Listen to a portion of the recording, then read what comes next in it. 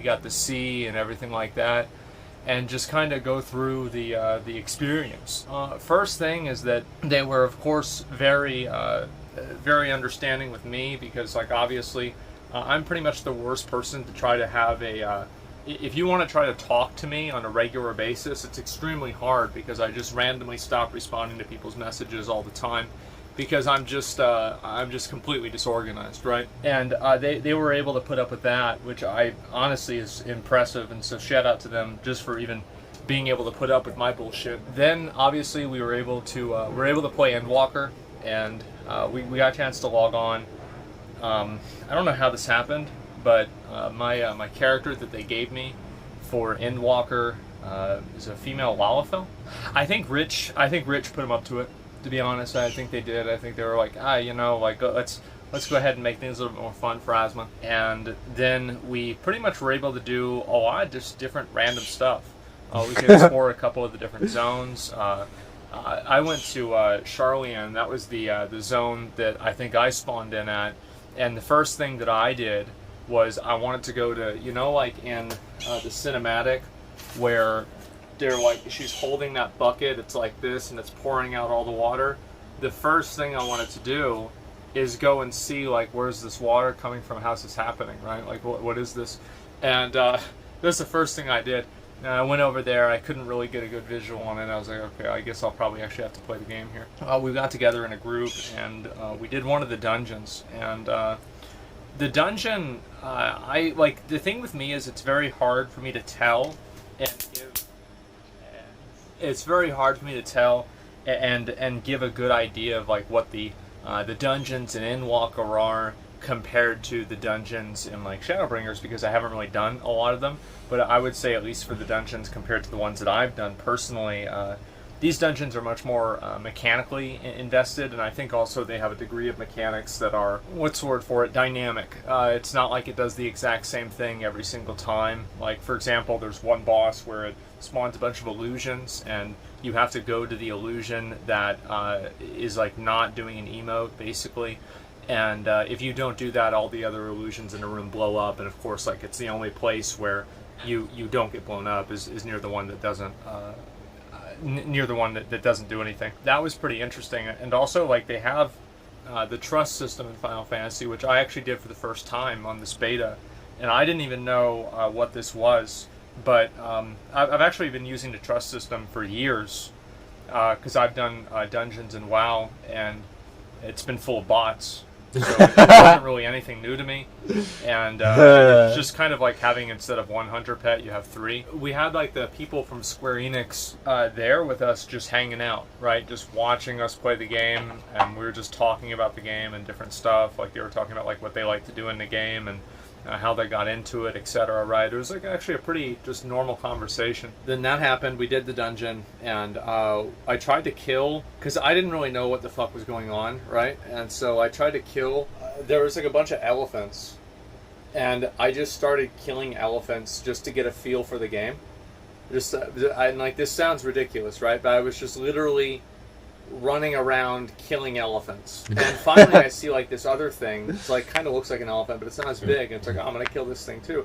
I hit it, like, 2 times. The health bar doesn't fucking move, and then on top of that, it hits me once. I go down 20% health.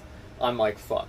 And I try running away from it or doing something for it, and nothing does anything, and I just got fucking destroyed. And I tried to get the other people in my party to come and kill it with me, and they indulged my request, and we tried to kill the boss, 4 of us. It was meant for like 20-30 people, and we got to 40%, so that was pretty fucking good. I was happy. Whenever I was playing the game, I felt like Endwalker, it felt to me that the responsiveness of the game and, like, the animations were a lot cleaner, and they were more responsive. So, like, like the delay that you would have whenever you hit a button and then the thing happens? That delay was a lot smaller whenever I was playing Endwalker. And I don't know if it was because of the computer I was playing on. I don't know what it was, right? I have no idea what it was. But one way or another, it was definitely a much more responsive game, and I noticed it immediately whenever I started playing. After that, I went in and I just kind of flew around in like the areas and just to see what's going on and just kind of what's in store in the game. I think the areas looked great. I mean, it definitely, the most recent expansion I've done so far is like the very beginning of Stormblood, right, where I just first load in, and Heaven's Ward. It was a pretty big improvement in terms of graphics and quality compared to that. And so whenever I get the Shadowbringers, I'll kind of see what the improvement from there is. But this one's kind of like a big deal. This expansion is like kind of the end, apparently, of the whole, Zodiark and Hydaelyn thing. And I'm kind of curious to see what's going to happen, really. I think I have an idea of what's going to happen, but I think I'll finish Shadowbringers and then make my prediction. But it's not that they did say that, like, they emphasized this a million times, right? Is that it's not the end of the game, because a lot of people, it's like, okay, you're ending the big saga that's been going on for like 8 years here, and also on top of that, it's called Endwalker. Like, is the game ending, right? A lot of people are wondering this. It's not. Of course, they're not going to stop making the game because it's just massively successful and a lot of people play it and it makes them a lot of money. So they're not going to stop making the game. They're just going to go and start a new story. It's like in WoW, where like after we killed the Lich King, it was a paradigm shift, right? Because like for a lot of people, the Lich King was like the last loose end from Warcraft 3. So I think Endwalker could kind of be, a Fall of the Lich King type thing, where it's like this is the end of the story as we know it, and then after that, it's time to start a new adventure. After that, I went in and I did the dungeon again. I went back, I did the dungeon a second time, and I used the trust system. And I played with, I think it was like Alphino, Alice, and Estinian, right? And it was easier. It was easier than whenever I did with Rich. And like I know, like Rich, like I told him this, and he was like, "Oh, it's because you knew the mechanics." I'm like, "True, but still." But yeah, I'm telling you guys, like one thing that I really like about playing with bots is they never complain about me going too fast. You don't have to play with bots though. Like about it's just an option. Me It's not called the waiting for trust. mana. I never get kicked out. And you get to play with the main Nobody ever characters messages as your me at the party. end of the run, asking But me you to can follow play with him on other characters if Instagram, you and want. it's a guy. There's no problems. There's no strings attached. I But just the bots get to, are generally play more the reliable game, because they know and what to then I do. leave. It's amazing. So yeah, I enjoyed it a lot. I thought it was actually very well designed, and I think also one thing with the trust system is that the same boss that had like the different images that would spawn all around the room that you would have to avoid all of them except one. So the trust system, I asked Square Enix about this, the people that were there with us, and I asked them, I was like, do you have like, is it programmed for the bots to like just occasionally do something stupid, right? To make it more like a player, basically. And they were like, yeah, kind of, but not really.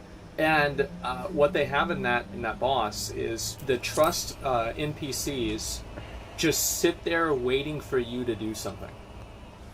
So they don't do anything until you do it. So if you fuck it up, everybody fucks it up. And I think that's so cool to me. I love that. It's a really good way of learning I can't things. wait. I'm trying to think about everything else that I did. Obviously, I tried out Reaper a little bit. I didn't really even figure out all the rotations and everything because I had to like set my keybinds and everything. But I do plan on getting Dragoon up to This 80. dude has played the next That way I can expansion just and he hasn't even play it finished whenever the it comes current out, expansion, so he Reaper. doesn't know what I the don't have to fuck's worry going about it at all. on. So anyway, He did- we went to talk to the Why? the team basically about, because we got to interview Yoshi P, right? He needs to Everybody first, probably like, has seen this by I'm now. further We in got the to game than interview him. Asmon I was a Gold, huge- and I like, started like I this was- month. I was really surprised, and I was just really happy about that because, like, honestly, Maybe he's just taking his time. Like, we're kind of new to the community, right? I've played Final Fantasy like probably 500 hours at this point, like probably more than that. I played it a lot, but the fact that they'd be willing to do that for us, it was a I wonder how many hours privilege. I've And I got. was really happy about that. I was kind of taken aback that they'd be willing to do that for us, and Anyway, so they didn't ask us really to give them, so like a number of times, and I've played it for 500 hours, dude. Bad, especially the way that it's kind of and I'm I like, don't really think it's fundamentally bad. I've had it for half the time he's had it. They didn't ask us for any interview questions ahead of time. Literally. So many times, whenever, and this is I think something that's pretty common with like Warcraft, and I think there's other sweaty. I'm sweaty as fuck. The same thing. They will ask you to give them the questions ahead of time, so they know this is a two-pronged thing, right? This is multi-purpose. One purpose is obviously so that they're able to filter out any questions that could be that could make them look bad. Obviously, like, why didn't you do this? And they don't have a good answer for it because it's just something stupid to begin with. And so, like, yes, obviously it's so they can kind of, to a certain degree, craft a narrative, but it's also so they can make sure that the time that they invest in the interview is going to be optimized for both themselves and also the audience, which is what the interview is really for. So, like, I understand why different developers and people want to have the questions ahead of time, and I think logically it makes sense, but there is something to be said, and I prefer, personally, an organic interview. I prefer an interview where I can just go in, ask them whatever I want to ask them, and shit, they just, that's like, weird. They didn't So even you like say, have any to guardrails. They were like, yeah, just talk about whatever you want to talk about. That's pretty much about it. And we got to talk to Yoshi P for a little bit over an hour, and the translator, like we asked, like, if you wrote down how many words like our questions were, like each question was like this big, and then like each answer that he gave us was like this big, right? So the fact that like she was able to translate all of that was really impressive. And as somebody who I'm not bilingual, I'm not multilingual, I only speak American here. So to me, I think that's impressive just fundamentally. Now the reason I didn't ask a lot of like very game-specific questions like inside of Final Fantasy, because I feel like because I'm not a tenured player, in the same way that somebody like I don't know, like Zepla, Xeno, Sifa, Mr. Happy, like any of these other guys that are making content about the game, these guys know the game a million times better than I do. Why do you say Mistake? She's like the main dungeon guy. Way better. So we were able to ask him a lot of questions about just like in general MMOs, and I think that it's really good and it's refreshing to hear like developers, and this is one of the biggest takeaways I had from the interview, is that it was really refreshing to hear developers and game designers talking about other games that they play, and also having some of the same thoughts and frustrations that players do.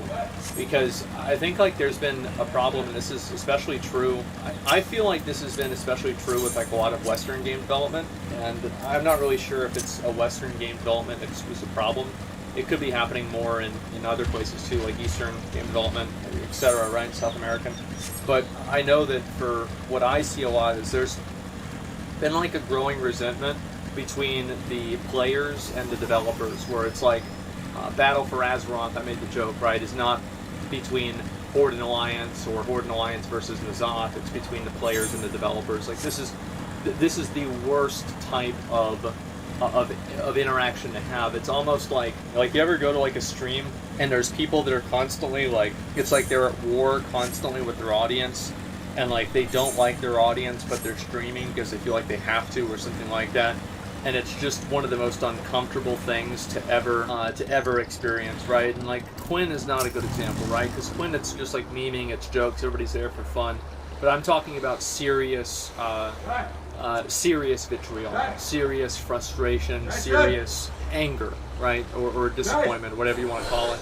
Yeah. So, like, I know I've been in that place before with like classic WoW, What the fuck, dude? Dark Souls, and it's just like it's such a bad place for content to be in. And I think that a lot of times with a lot of game development nowadays, you almost have like the developers see themselves as, I think above is probably a word that I don't know if it's really that strong, but I think that they see themselves as different than the players, where the developers think that they their understanding of the game and their development of the game somehow, in that experience, somehow supersedes the experience of the player.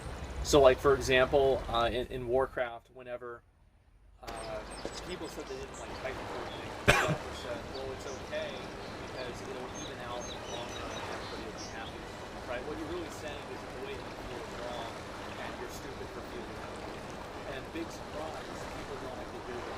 This is something that's happened many times whenever you have developers that are trying to use some form of ideology into the games. There's a lot now with Warcraft, but we've seen it with plenty of other things as well. And it's just it's incredibly frustrating to see. And I think it's really nice to see somebody with he talks about how he's playing those games, and then in the process of playing those games, talk about some of the frustrations that he's had, and those frustrations being basically the same thing that players are experiencing. And yeah, ego development, right? And I think that like it's okay to have an ego, but if you have a big ego for something, you have to be doing it right. Like the moment that you do something and you have a big ego and it turns wrong, then everybody is there to shit on you. Yeah, they don't want to hear it, they don't want to deal with it or anything like that. So I think that's very common as well. It's very easy to like go back to the friend.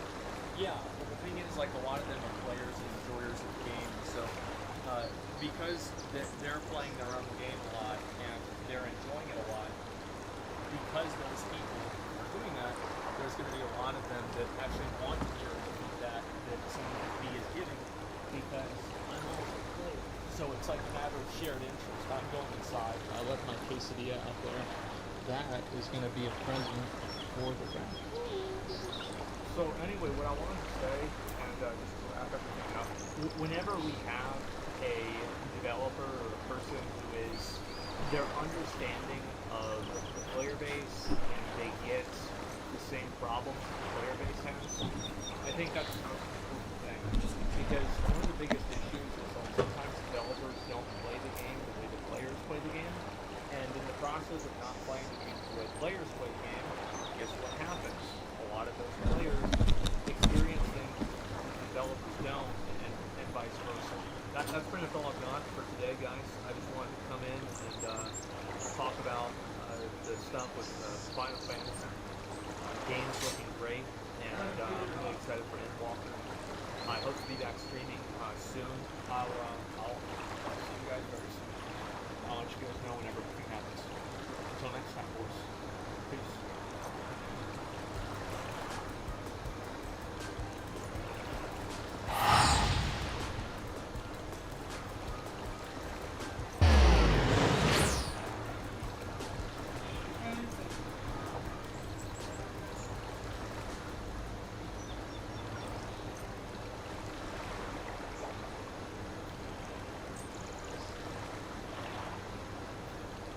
Guys.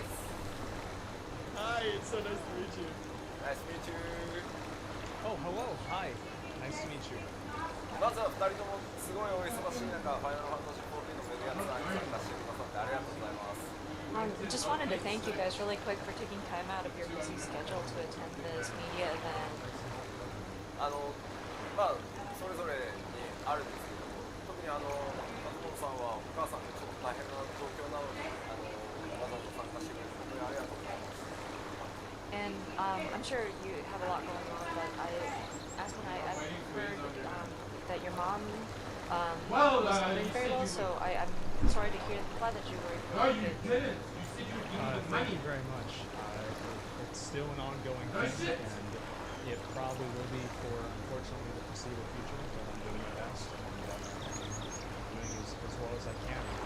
So thank you for being here as well. I know, obviously, this goes to a release. Everybody's really cramped on time, and so I really appreciate you giving us this opportunity and taking out the time to talk to us. じゃあもうそしてリチさんはね、ダブルレジェンドおめでとうございます。Oh, and Rich, congratulations on Drag. Double Legend. Oh, Double Legend. Sorry, Double Legend. Thank you. We're going for triple. We're going for triple. Too soon. Too soon. 次はアレキサンダーです。頑張ります。トリプル頑張ります。2人ともすごい自由に14楽しんでもらってて嬉しいです。日本のプレイヤーもみんな2人のそういうね2人だけのじゃないですけどみんな見てるので。But yeah, we're really happy that you guys are enjoying 14 so much and you have the freedom to kind of roam around and do what you do. And a lot of people in Japan, the players in Japan kind of watched you guys stream as well. Sometimes just the two of you or like other streams as well. So yeah, I hope you continue to enjoy the game. さて今日ね何を聞いていただいてもいいです。 MMO の話をしようぜでもいいし、ゲームの話をしようぜでもいいし、プライベートなことでもいいです。何でも思うことを質問していただけたらと思います。よろしくお願いします。Yeah, just I want to open up the floor to y'all's questions now. I mean, we can talk about anything we want. Like, if you wanted to talk about MMOs, great, or just video games in general, or something private, that's fine too. Yeah, I think one of the places, so Asma and I have a bunch of questions, obviously, that we want to ask, but I think one of the craziest things about starting to play Final Fantasy for both of us is just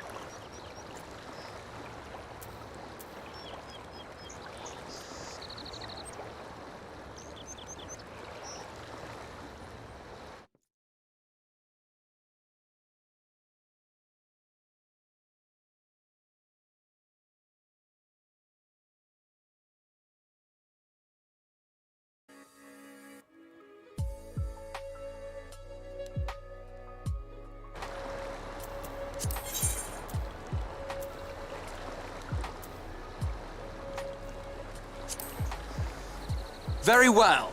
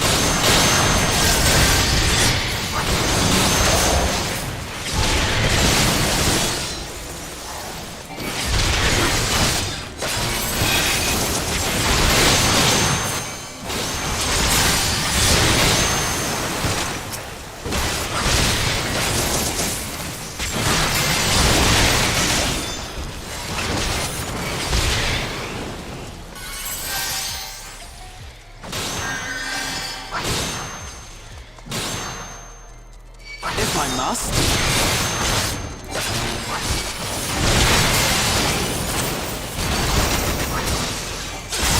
Leave it to me.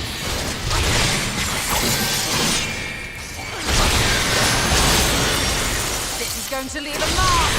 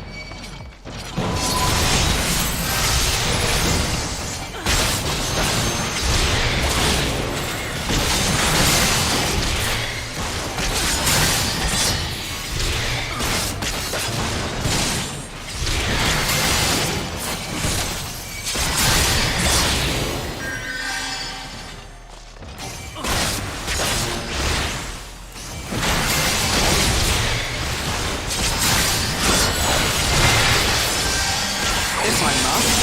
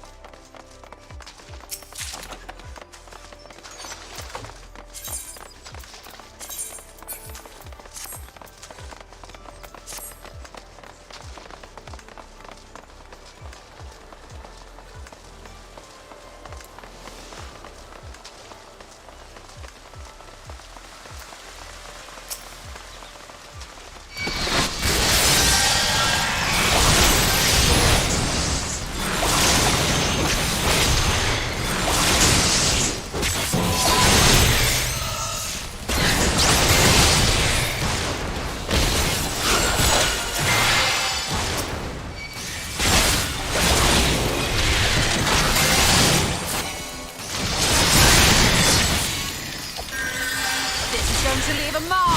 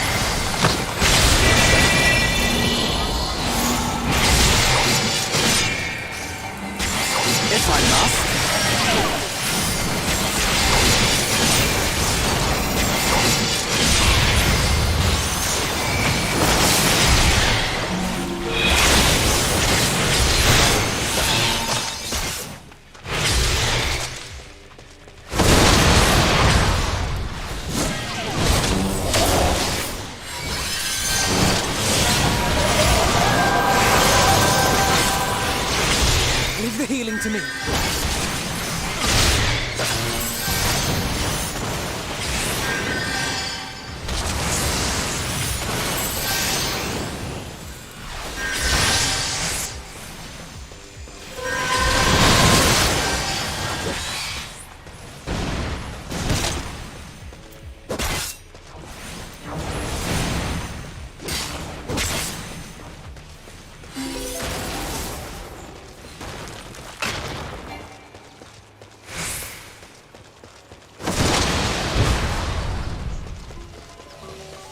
If I must.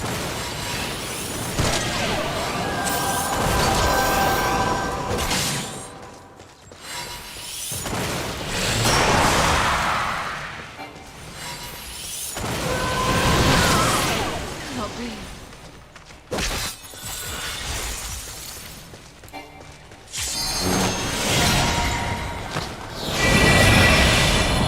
You may be surprised by what I can do.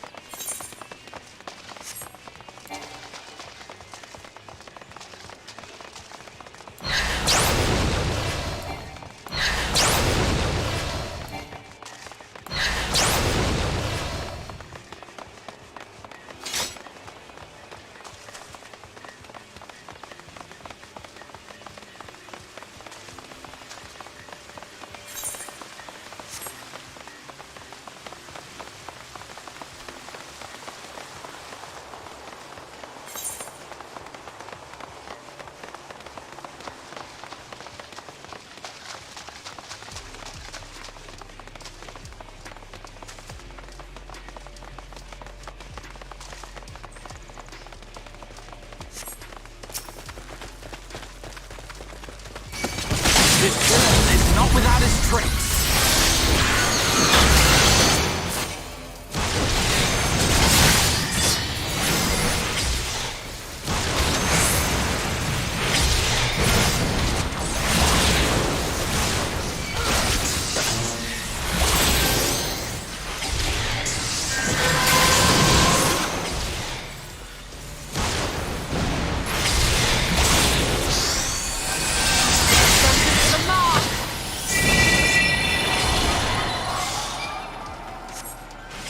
The time has come.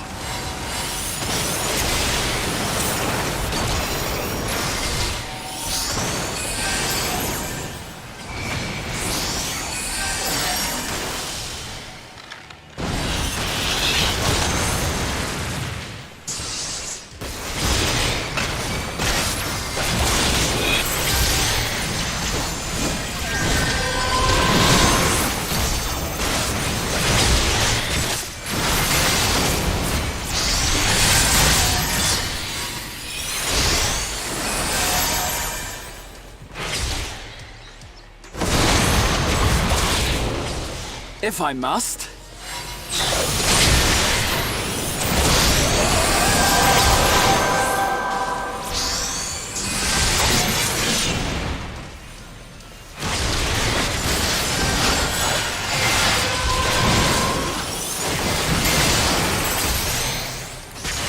Leave the healing to me.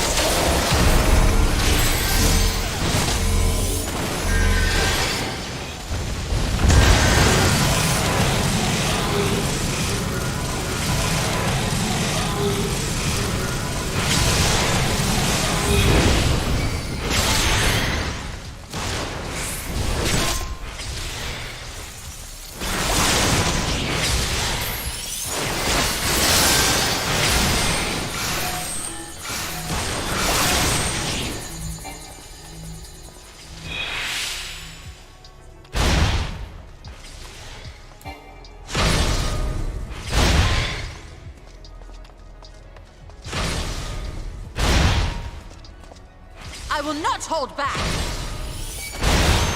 If I must.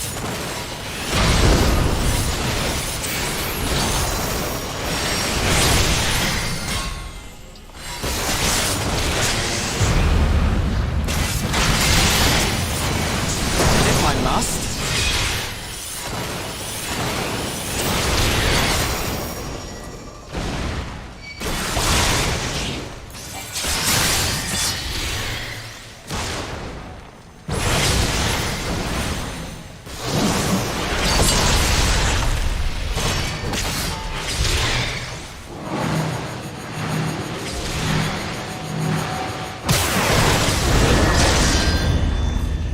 I will not hold back.